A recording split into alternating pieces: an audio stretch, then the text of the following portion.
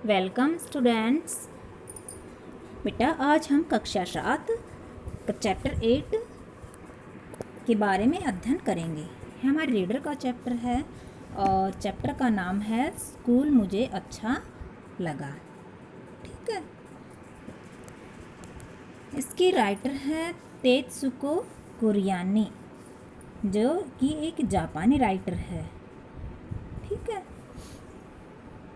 तो इन्होंने स्कूल मुझे अच्छा लगा में जो लेखिका है, इन्होंने एक ऐसी चुलबुली और चंचल बच्ची का वर्णन किया है जो कि एक नटखट बच्ची है, बिल्कुल चंचल है, क्योंकि बच्चे तो स्वभाव से ही नटखट और चंचल होते हैं। तो वो स्कूल जाती है, स्कूल में उनके साथ कैसा कैसा व्यवहार किया जाता है, वो टीचर्स के साथ कैसा व्यवहार करती है, इन सभी के बारे में राइटर ने यहाँ बताया है। तो देखो, लड़की का नाम है तोतो चान, जो कि एक नए स्कूल में जाती है। उसकी माँ उसको नए स्कूल में दाखिला कराने के लिए ले जाती है। और तो वह उस स्कूल में जाती ही तो देखती है कि उसका जो गेट है वो सीमेंट की 2 बड़े खंभों से बना, उनका जो गेट था, पहले जैसे स्कूल में जाती थी वो जो स्कूल था वो सीमेंट की 2 खंभों से बना हुआ था और गेट पर बड़े बड़े अक्षरों में स्कूल का नाम लिखा होता था।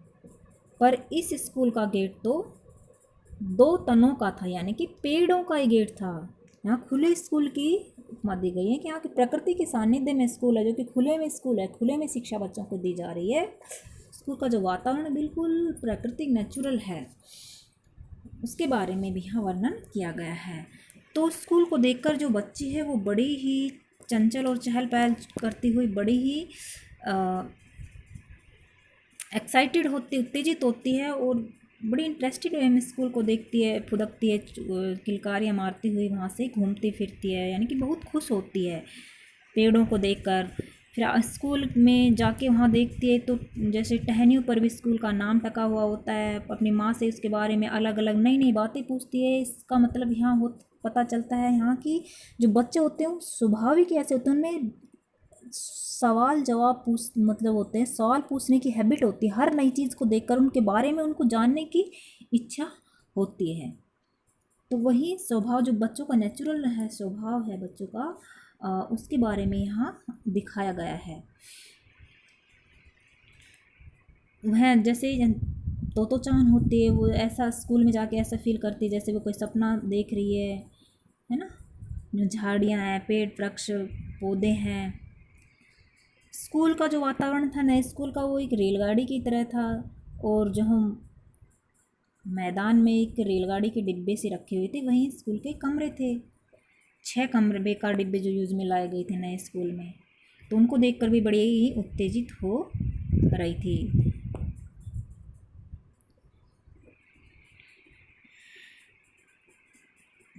तोतो चान थी जो अपनी माँ के साथ स्कूल में घूम रही है, तभी उसकी माँ उनको फिर हेडमास्टर जो था उनके दफ्तर की तरफ ले जाती है। वह दाहिने हाथ की ओर एक मंजिले भवन में था।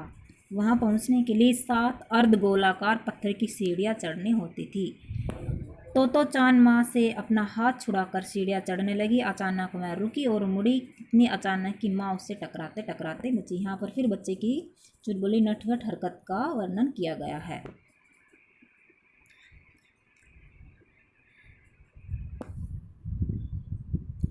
इस तरह से तो चांद जो है वो हेडमास्टर के रूम में पहुंच जाते, क्योंकि बच्चे जो होते हैं उन्हें हिचक या झिझक नहीं होती है, वो किसी से भी बेझिझक बात कर लेते हैं। तो इसी तरह से तो चांद ने हेडमास्टर जो था वहाँ के, उनसे भी बात की।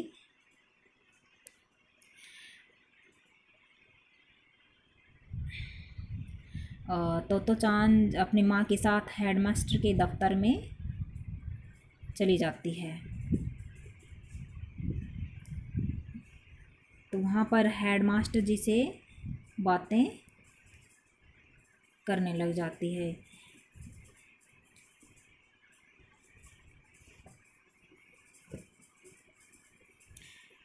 देखिए हेडमास्टर जी का रूम आ गया और तो चांद और उसकी माँ हेडमास्टर जी के पास हैं। जब माँ और तोतो चान दफ्तर में घुसी तो कुर्सी पर बैठे सज्जन उठ खड़े हुए। उनके सिर पर बाल कम हो चले थे, कुछ दांत भी गायब थे, पर चेहरा उनका स्वस्थ लगता था। यहाँ पर चित्रण किया गया है कि किस तरह से जो हेडमास्टर का चेहरा था वो लग रहा था। बहुत लंबे भी नहीं थे वे सज्जन, पर उनके कंधों व भावों में मजबूती सी लगती थी। जल्दी से झुककर तोतो चान ने नमस्ते किया और जब उत्साह से पूछा, आप स्कूल मास्टर हैं स्टेशन मास्टर? अब इस तरह की बातें करते हुए देखकर माँ को थोड़ी सी हिचकिचाहट हुई। मैं इसके बारे में कुछ सफाई देती इससे पहले वो सज्जन हंस पड़े। सज्जन यहाँ पर देखो, ये सज्जन कौन थे? सज्जन यहाँ के हेडमास्टर जी थे। ठीक है, ये रहे हेडमास्टर जी थे। तो हेडमास्टर जी बोले कि इस स्कूल का हेडमास्टर हूँ मैं। तोतो चान जो है उसकी खुशी का ठिकाना नहीं रहा है, खुशी का ठिकाना नहीं रहा। एक मुहावरा भी है, बहुत ही खुश, बहुत खुश होना। ठीक है,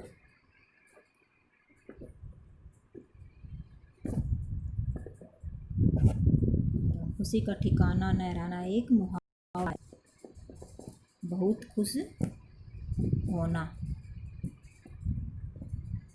ठीक है, तोतो चान की खुशी का ठिकाना ना रहा। मुझे बड़ी खुशी उसने कहा, क्योंकि अब आपसे कुछ मांगना चाहती हूँ, मैं आपके स्कूल में पढ़ना चाहती हूँ। हेडमास्टर जी ने तोतो चान को कुर्सी पर बैठने के लिए कहा, फिर माँ की ओर मुड़कर बोले, आप घर पर जा सकते हैं, मैं तोतो चान से बात करना चाहता हूँ। तोतो चान को थोड़ी सी उलझन रही, पर उसने सोचकर देखा तो लगा कि सामने बैठकर सज्जन से बात करना उसे बुरा नहीं लगेगा। यहाँ मतलब जो हेडमास्टर है वो बच्चे से इस तरह से बिल्कुल अपने बच्चों की तरह एक बात कर रहे हैं। तो यहाँ दिखाया गया है कि जो टीचर्स हैं उनको भी बिल्कुल फ्रैंकली बच्चों के साथ बच्चों जैसा स्वभाव की बात करनी चाहिए। कर्कश या कड़वी आवाज़ में बात बच्चों से टीचर्स को नहीं करनी चाहिए। यहाँ इन पंक्तियों का यहाँ यही आशय है, लेखिका ने यही बताना चाहा है कि जो टीचर हैं वो बच्चे के साथ बिल्कुल फ्रेंडली और लाइटली वे में पेश आए। बच्चों को ये नहीं लगना चाहिए, भय नहीं लगना चाहिए कि हम टीचर्स के सामने बैठे हैं, तभी वो अपने मन को अच्छी तरह से खुलकर बात कर सकते हैं। बच्चे और टीचर जो होते हैं बच्चे को अंदर तक जान सकते हैं। टीचर एक अच्छे टीचर के लिए यह ज़रूरी है कि बच्चे की क्वालिटी क्या है, बच्चे के अंदर क्या क्या हैबिट्स हैं, किस तरह की उन शिक्षा की ज़रूरत है, ये सब जानने के लिए बच्चों के साथ खुल के उनके साथ बात करना और खुल के उनके साथ चाहिए। यहाँ इस तरह से बताया गया। तो जो हेडमास्टर है उन्होंने खुल के बच्चे के साथ अच्छे से बातें की और तोतो चान जो है थी वो भी वहाँ पर बिल्कुल खुल मिल गई।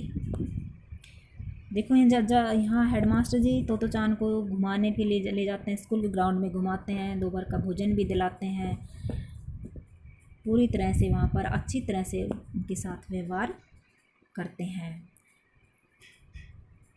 तो तोतो चान को यह नया स्कूल बहुत अच्छा लगा।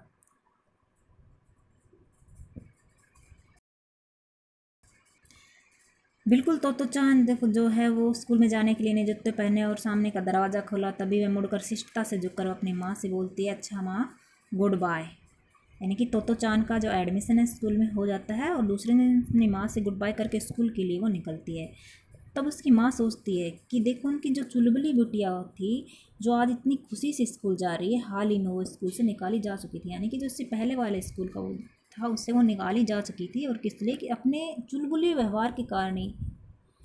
तो हमें अपने माइंड से ये बातें निकाल देनी चाहिए कि ये बच्चा नटखट है, शरारत, क्योंकि बच्चे तो नटखट ही होते हैं, शरारत भी करते हैं, सब कुछ करते हैं बच्चे। एक टीचर पे डिपेंड करता है कि वो उसको किस तरह से सुधार करे, उसमें किस तरह से उसकी शिक्षा को, उसके माइंड को निखारे। बच्चे तो कोरा कागज़ या कोरे पेपर की तरह होते हैं, जिस तरह से उनको जिस स्थिति में भी उनको ढाला जा सकता है उस स्थिति में वो ढल जाते हैं। इस चैप्टर के माध्यम से यही बताने की हमें कोशिश की गई है। तेइस्को कुरियानी का जन्म जापान की राजधानी टोक्यो में हुआ था। इनकी गणना जापान की नहीं वर्ण संपूर्ण विश्व की सुप्रसिद्ध एवं लोकप्रिय लेखिकाओं में हुआ है। तो लेखिका थी इनका जन्म जापान की राजधानी टोक्यो में हुआ था। ये एक सुप्रसिद्ध संगीतकार भी थी।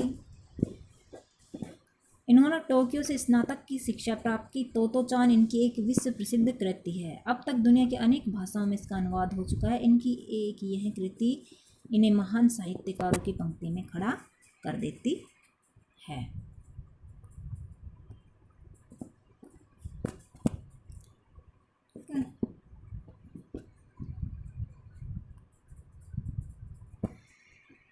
अब देखो शब्दार्थ जान लेते हैं। अनूठी, अद्भुत यानी कि स्ट्रेंज। वॉयलिन एक वाद्य यंत्र होता है बजाने का। अकुलाना, घबराना। अबाबिल एक छोटी चिड़िया का नाम है, अबाबिल। चंचल, चुलबुली होता चंचल। बरबस, अकारण या जबरदस्ती। शुभ, अच्छा। इसके क्वेश्चन आंसर जान लेते हैं।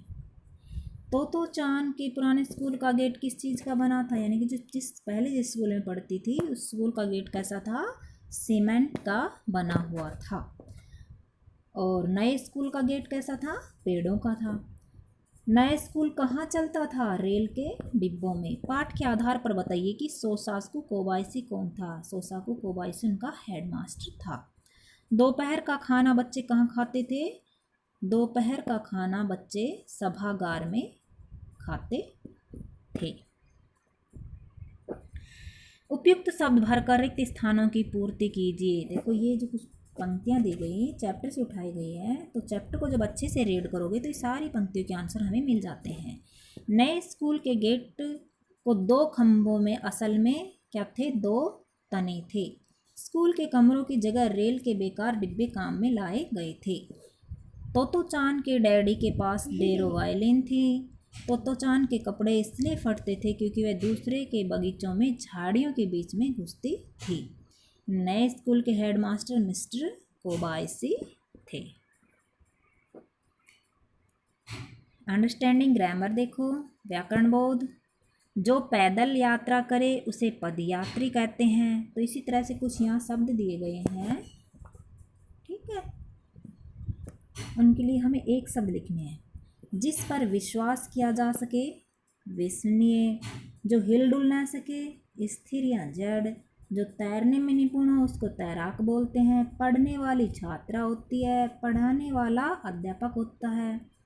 और यह पढ़ने वाला होता, वाली की जगह अगर पढ़ने वाला होता तो क्या हो जाता, छात्र, ठीक है।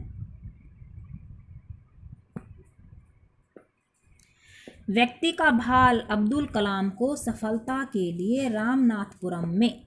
अब देखो जो रेड कलर में जो सिंबल दिए गए हैं का के लिए में, ये उपयुक्त वाक्यांशों में संज्ञा शब्द के संबंध को प्रकट करने वाले शब्द है, ठीक है। ये जो व्यक्ति, जो संज्ञा शब्द है व्यक्ति, भाल संज्ञा है। इन व्यक्ति और भाल का जोड़ने का काम, संबंध, व्यक्ति का भाल से संबंध दर्शाने का काम क्या कर रहा है, अब्दुल को, सफलता के लिए, सारे संबंधवाचक शब्द हैं। तो देखो ध्यान देने योग्य बात है कि संज्ञा या सर्वनाम के जिस रूप से वाक्य के अन्य शब्दों के साथ उनका संबंध प्रकट हो तो उन्हें क्या कहते हैं, हम कारक कहते हैं। बेटा कारक जो है वो संज्ञा या सर्वनाम के रूप को वाक्य के अन्य शब्दों के साथ जोड़ते हैं।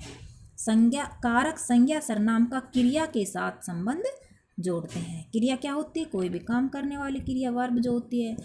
कारक के 8 भेद होते हैं। कारकों के विभक्ति चिन्ह देखो यहाँ दिए गए हैं नीचे। तो कर्ता, देखो यहाँ कर्ता कारक है पहला, कर्ता का विभक्ति चिन्ह क्या है, ने। कर्ता ने, कर्म को करण से या के द्वारा, यानी कि यहाँ साधन का काम है, करण साधन के द्वारा काम हो रहा है। संप्रदान को या के लिए, संप्रदान में देने का भाव होता है, ठीक है। अपादान कारक से अलग होना। संबंध कारक का, की, के, रा, री, रे। अधिकरण कारक में पर। संबोधन कारक होता है हे, अरे, आदि। तो ये 8 कारक होते हैं, इनके विभक्ति चिन्ह भी यहाँ दर्शाए गए हैं। तो यहाँ देखो कुछ शब्द दिए गए हैं। हम नीचे लिखे वाक्यों में प्रयुक्त कारक के निशान पहचान कर उनके समक्ष लिखिए। तोतो चान ने नए स्कूल का गेट देखा। अब तोतो चान ने, तो कर्ता ने, ठीक है। तोतो चान यहाँ कर्ता हो गई, काम करने वाली। नए स्कूल का, स्कूल का, ठीक है, गेट देखा। तो यहाँ 2 कारक हो गए बेटा, ने कर्ता कारक और का हो गया, तो यहाँ संबंध कारक भी है। ठीक है।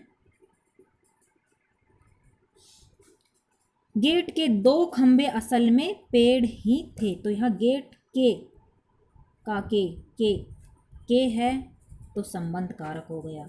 उन पर टहनियाँ और पत्ते भी थे। उन पर, तो देखो में पे पर कौन से कारक में आता है? अधिकरण कारक का पहचान है में पे पर, तो पर यहाँ अधिकरण कारक हो गया। माँ, क्या यह सचमुच की रेलगाड़ी है? तो यहाँ माँ के बाद जो है संबोधन कारक का प्रयोग यहाँ पर हुआ है, संबोधित किया गया है, तो यहाँ संबोधन कारक हो गया। इस गाड़ी में हम झट से चढ़ जाते हैं। तो गाड़ी में पे पर अधिकरण कारक का प्रयोग हुआ है। ठीक है। मुहावरों से अर्थ विधान में लालित्य उत्पन्न होता है। लालित्य यानी लालित्य खुशी, अलग तरह का जो है आंचलिकता प्राप्त होती है, जो हमारे ग्रामीण भाषा के कुछ शब्द होते हैं, ठीक है, उनसे अलग ही इंटरेस्ट पैदा होता है काव्य में। जो हमारा चैप्टर होते हैं, हमारा जो पद जो होते हैं, हमारे कहानी, नाटक, उपन्यास जो भी होते हैं, जो हम पढ़ते हैं, तो इनमें जैसे मुहावरों का बीच बीच में हम अगर प्रयोग कर देते हैं तो वो अपने आप में एक नई आभा और प्रतिभा के साथ हमारे सामने प्रयुक्त होते हैं, जो भाषा में वो चेंजमेंट हो जाता है, प्रभावशाली भाषा बन जाती है।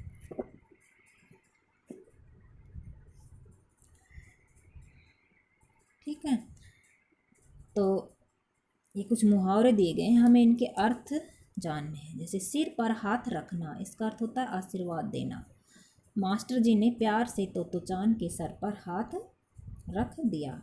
किलकारियाँ मारना, यानी कि किलकारियाँ बड़े तो मारते नहीं हैं, छोटे बच्चे किलकारियाँ मारते हैं। छोटे बच्चे किलकारी कब मारते हैं? जब उन्हें खुशी होती है।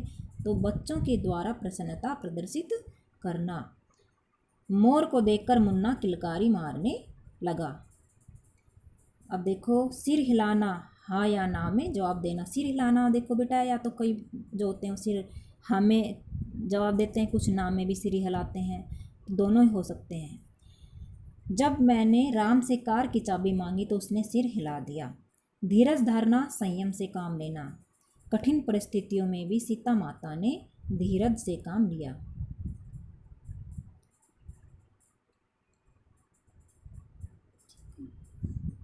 अब इसके क्वेश्चन आंसर देख लेते हैं हम। तोतोचान ने हेडमास्टर को स्टेशन मास्टर क्यों कहा? तोतोचान ने हेडमास्टर को स्टेशन मास्टर इसलिए कहा क्योंकि वे सारे डिब्बे के मालिक हुए तो वे स्टेशन मास्टर भी हुए। तोतोचान को नया स्कूल अच्छा क्यों लगा? तोतोचान को नया स्कूल इसलिए अच्छा लगा क्योंकि वहाँ का वातावरण अच्छा था और बच्चों के साथ अध्यापक का व्यवहार भी अच्छा था। रेलगाड़ी के डिब्बों में स्कूल चलाना एक अनूठी बात थी। क्यों? क्योंकि रेल के डिब्बों में स्कूल चलाना बच्चों के लिए आकर्षक होता है, वह माहौल अन्य स्कूलों से अलग होता है। तोतोचान ने अपने फ्रॉक के विषय में क्या बताया? तोतोचान ने अपनी फ्रॉक के बारे में बताया कि यह फ्रॉक दुकान से खरीदी हुई है। जब भी वे दोपहर के बाद स्कूल से घर लौटती है, अक्सर उसके कपड़े फटे होते थे। माँ को समझ में नहीं आता था कि वे कैसे फटे होंगे। हेडमास्टर को उसने बताया कि असल में उसके कपड़े इसलिए फटते थे क्योंकि वे दूसरों के बगीचों में झाड़ियों व तारों के नीचे से घुसती थी, तब उनकी फ्रॉक फट जाती थी। तोतोचान को हेडमास्टर जी से बात करना अच्छा क्यों लगा? क्योंकि हेडमास्टर जी उसकी बातें बड़ी रुचि से सुनते थे।